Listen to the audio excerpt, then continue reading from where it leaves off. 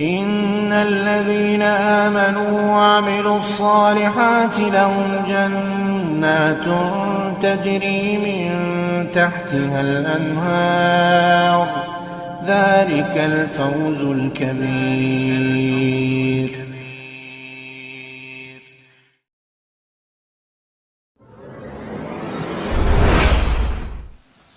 Apakah syirik kecil termasuk tidak diampuni oleh Allah?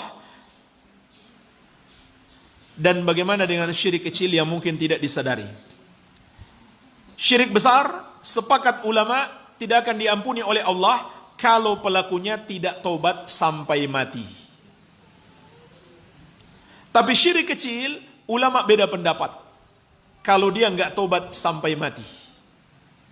Ulama beda pendapat, syirik kecil akan diampuni atau termasuk di bawah kehendak Allah. Kalau Allah menghendaki diampuni, kalau tidak maka diazab. Pendapat yang dipilih oleh Syekh Muhammad bin Shalih Al-Utsaimin, syirik kecil pun tidak akan diampuni. Kenapa? Karena ayatnya bersifat umum. Surat An-Nisa ayat 48 dan 116, innallaha la yaghfiru ayyushraka bihi wa yaghfiru ma duna dzalika liman yasha.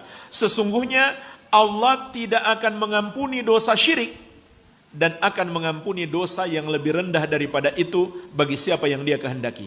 Kata Syekh Ibnu Utsaimin rahimahullah, Allah menyebutkan tidak akan mengampuni dosa syirik di sini dalam bentuk umum. Allah tidak sebutkan syirik besar saja.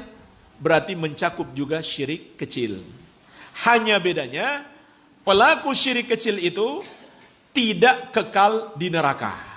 Itu bedanya.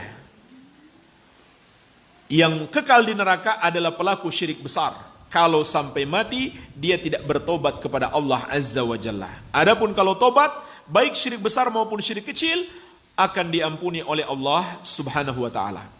Ya. Nah, pertanyaannya di sini, bagaimana dengan orang yang berbuat syirik tapi tidak dia sadari?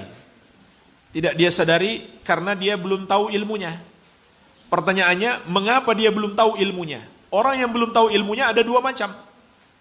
Yang pertama, orang yang sengaja dia nggak mau belajar. Ada ustadz, ada pengajian, ada buku-buku agama, ada rekaman-rekaman kajian. Dia sendiri nggak mau belajar. Maka akhirnya dia bodoh. Karena dia bodoh, kemudian dia terjerumus dalam dosa syirik.